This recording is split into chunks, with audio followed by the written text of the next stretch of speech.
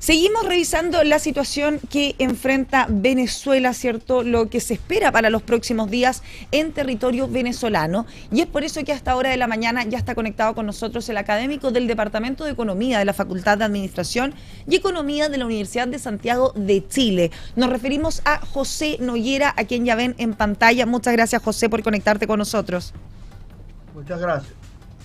José, han sido días movidos, sin duda, un inicio de año que sacudió no solo a los venezolanos, ¿cierto? No solo a la gente que habita en Venezuela y a los más de 8 millones, ¿cierto?, de venezolanos que se encuentran en distintas partes del mundo, sino que estamos todos expectantes. Hemos estado todos pendientes a lo que efectivamente suceda, más allá de lo que suceda con la figura de Maduro, lo que suceda para Venezuela, ¿cierto?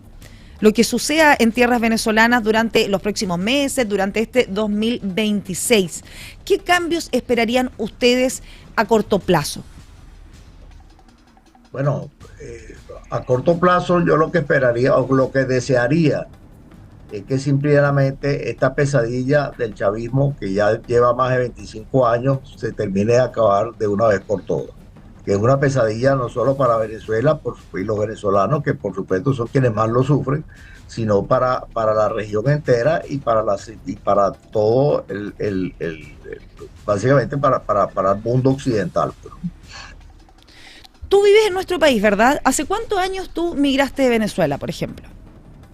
Bueno, el caso mío es atípico. Yo me fui a Venezuela en los años 90, yo me fui a estudiar a Estados Unidos y no regresé más nunca,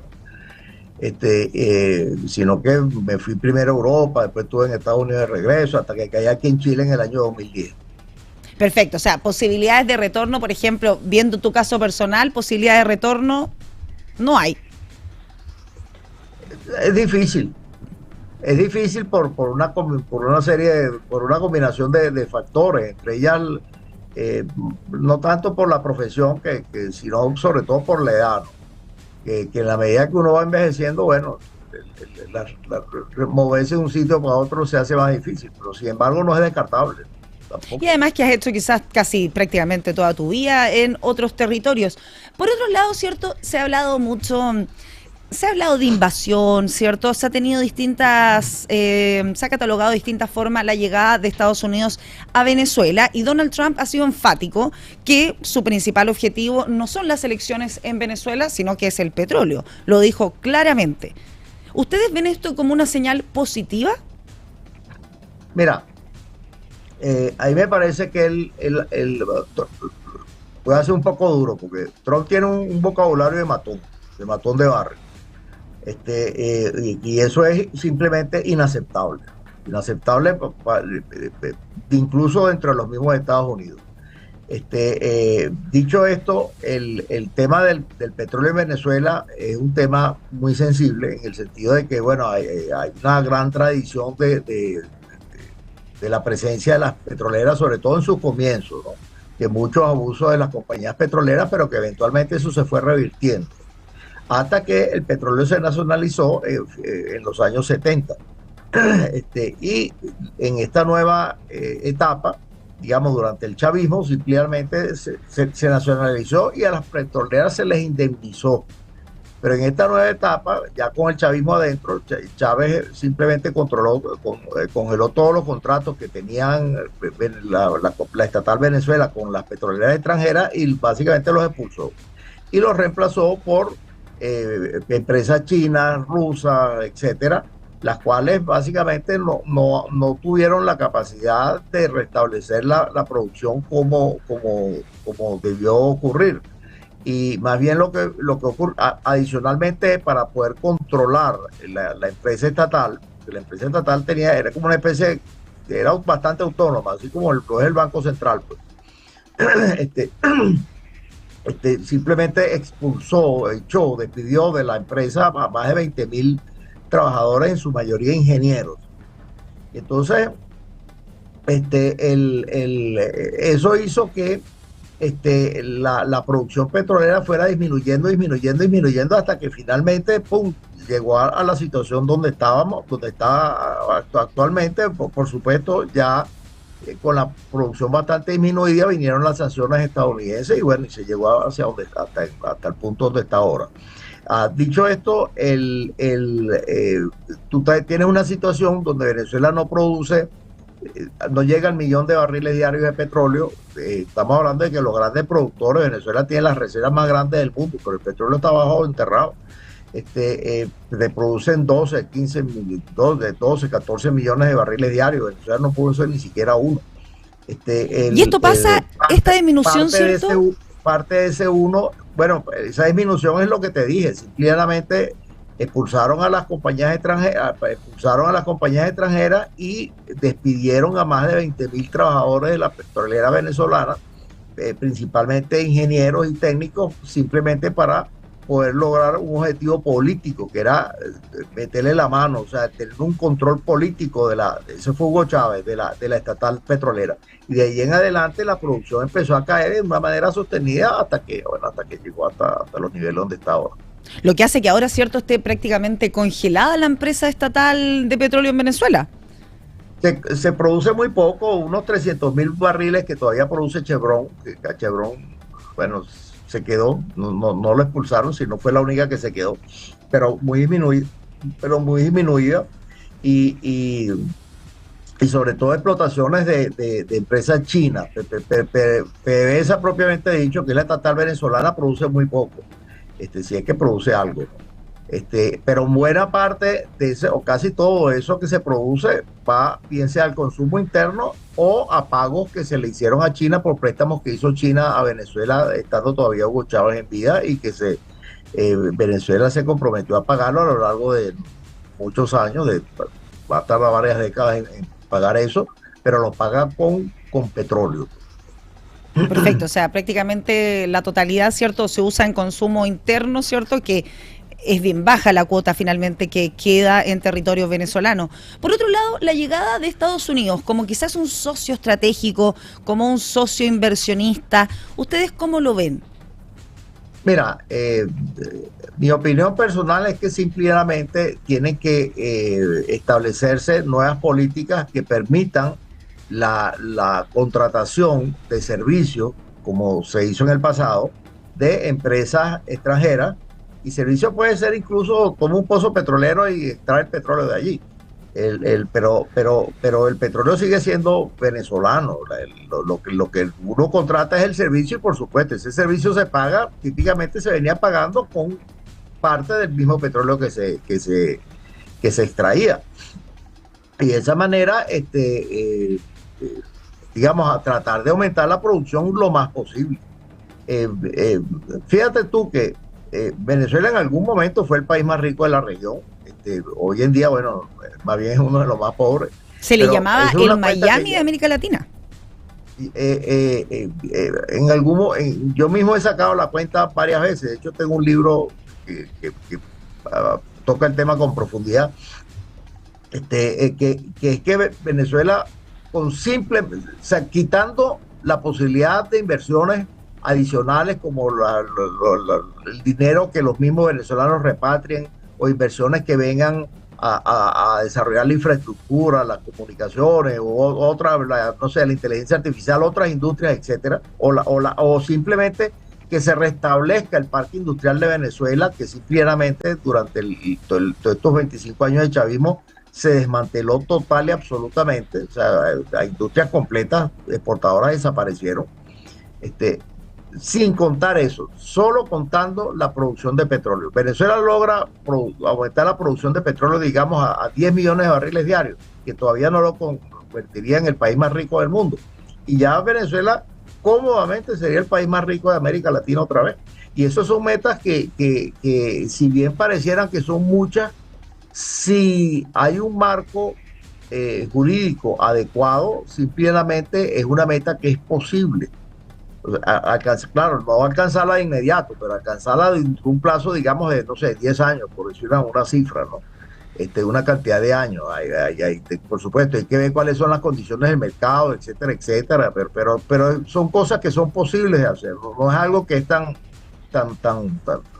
metas que tú puedes decir que es simplemente un sueño, ¿no? No son metas idílicas, son metas que se pueden conseguir con los recursos que hay disponibles y que en algún momento lo consiguieron, si esa es la realidad.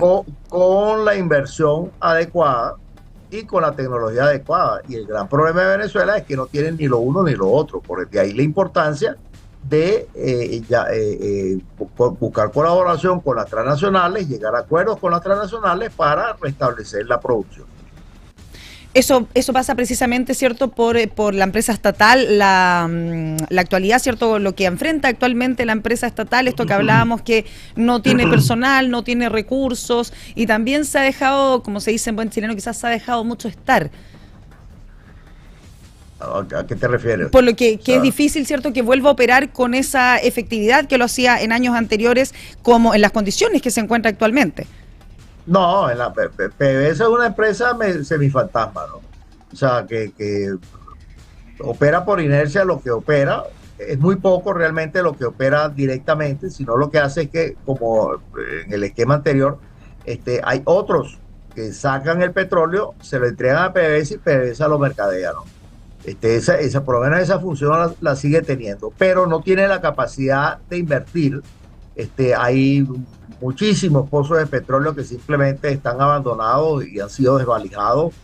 Eso hay que reconstruirlo completamente, pero con una complicación, que es que el petróleo está en el subsuelo, pero eso es como un mar abajo, ¿no? Y la tierra se mueve y ese mar se mueve, como todo mar.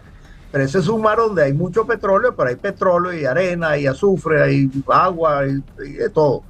Y el hecho de que en algún momento donde tú exactamente abriste un hueco y te traíste petróleo, eso se movió abajo y a lo mejor extrae en este momento otra vez allí, y a lo mejor lo que te va a salir, no sé, es pura arena o pura agua. Y lo cual quiere decir que ese petróleo ese pozo sería improductivo, pero entonces, bueno, tendrás que pullar un poco más allá, pues, hasta que abran el hueco en el sitio apropiado. No es que no haya petróleo en el subsuelo, petróleo hay por montones. Lo que me refiero está en que son inversiones muy costosas, porque nada más la reconstrucción de un pozo de eso te vale $2 millones, sin hablar de construir un pozo nuevo. Y eso no te da garantía todavía en el siglo XXI, con todas las mejoras de la tecnología, etcétera, etcétera, exactamente en el punto donde tú abriste el hueco, ahí va a haber petróleo, ¿no? Va a ser rentable ese pozo, digamos, ¿no? Exacto, o sea, si bien la ganancia es millonaria, la inversión también lo es. O sea, la ganancia es súper millonaria, el costo es muy barato una vez que abres el hueco y dijiste... Que le das el clavo en el fondo. Le das en el clavo, pero tú abres un hueco y no hay, le abres otro hueco y no hay, y hasta que abras el tercer, cuarto, quinto hueco, aquí encontré. Entonces, pero cada vez que abres un hueco son $2 millones. Entonces, no es barato. Por otro lado, José, hablábamos también de los cambios económicos que podrían haber a largo plazo, ¿cierto? Tú hablabas de una década quizás donde se puedan ver reales cambios quizás en la economía venezolana. Pero ¿qué podríamos esperar a corto plazo? Bueno, mientras este régimen esté aquí, se esté allí, muy poco. Una vez que esto cambie, tampoco es que vamos a esperar 10 años y en 10 años hacemos un switch y nos convertimos de los más pobres a los más ricos, ¿no? Tampoco nos empobrecimos tan rápido. Pero simplemente lo importante es que empiece a llegar inversión extranjera, llegar inversión petrolera, sobre todo, y en la medida que llegue, bueno, poco a poco la economía va a ir creciendo y se va a ir reactivando. Eso sin contar que hay muchos capitales venezolanos, gente venezolana, porque que está en el exterior, que tiene experiencia, tiene negocios, y mucho de ese capital va a retornar. Hay muchos venezolanos que también quieren retornar, y eso va a reactivar la economía de alguna u otra forma por el sector privado. Hay toda la planta industrial venezolana, que era grande, simplemente se murió. Y entonces, bueno, mucha de esa planta industrial también supongo yo que eventualmente muchos de esos negocios se reabrirán otra vez, esas empresas, ¿no? Y en la medida que eso ocurra, la economía va a ir creciendo. O sea, que no es nada más un tema de puro petróleo. Yo creo que hay mucho más que petróleo. Aparte de que Venezuela tiene una gran minería, tiene una cosa muy importante que se está poniendo de moda, que son tierras raras. Y entonces... Claro, no es minería de cobre, pero tiene bauxita, de la cual hacen el aluminio, tiene tierras raras y se ha convertido, y se han conseguido unas reservas inmensas de oro. Y de hecho, buena parte de la economía actualmente se sostiene con la minería ilegal del oro. Hay mucha minería ilegal allí. Bueno, ahí envuelto cualquier cantidad de crímenes y negocios sucios alrededor del negocio del oro en Venezuela, ¿no? José, y para terminar, bajo tu punto de vista, bajo tu mirada, ¿cierto? Como ciudadano venezolano, como los más de 8 millones que han tenido que emigrar, ¿ves posible un llamado a elecciones? Mira, quizás, pero no con este Consejo Supremo Electoral que está allí, no bajo las condiciones que imponga el régimen. Tendría que ocurrir muchos cambios. Y ahí es donde yo soy escéptico con el punto de vista que estaba diciendo Estados Unidos de que ellos van a trabajar con el régimen para hacer cambios. Yo ahí no me lo trago tanto porque, entre otras cosas, porque ellos han demostrado que simplemente ellos todos los acuerdos a los cuales llegan simplemente no los cumplen. La otra cosa es que Venezuela ya hizo unas elecciones y en esas elecciones ganó Edmundo González Urrutia y él es el presidente legítimo de Venezuela en estos instantes y yo creo que eventualmente cualquier cambio de régimen tiene que conducir a no solo el desmantelamiento de las actuales instituciones que simplemente no son representativas, sino también a la restitución o a cederle la presidencia al presidente legítimo de Venezuela.